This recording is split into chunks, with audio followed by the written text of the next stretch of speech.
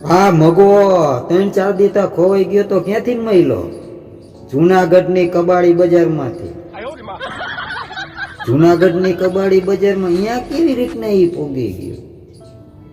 એ તો હું મગન ખબર કાઢવા ગયો હતો ને ત્યારે એની વેદના એને કીધી. એના મામાના છોકરાને સ્ટેશને મૂકવા ગયો હતો. તે એના મામાના છોકરાએ તો ટિકિટ લઈ લીધી.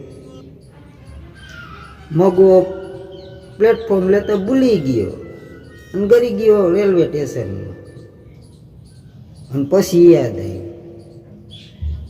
કે મારી પાસે ટિકિટે નથી ને પ્લેટફોર્મ ટિકિટે નથી. મૂંઝાણ.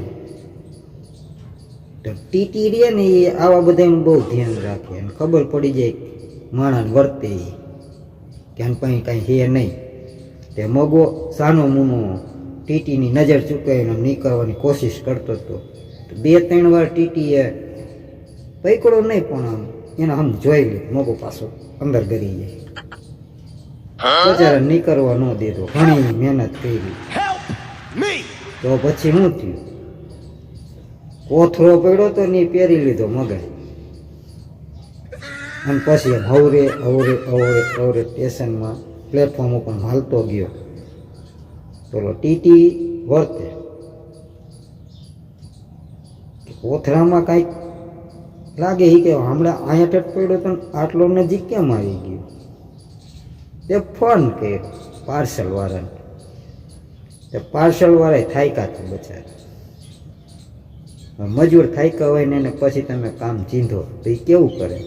હૂક મારીને નાખી દીધો કબાડી બજારમાં જે જાતો હોય ને કચરો એમાં મગા. બચારા એવી વેદના થઈ મગાએ. અહીંયા આખું ગામ ગોતા ગોતી કરે ને એના ઘરવાળા પરેશાન થઈ ગયા હતા. મગો ઠેઠ અહીંયા નીકળો બસારો હાવ ધૂળ તો હણી થઈ ગયો હતો.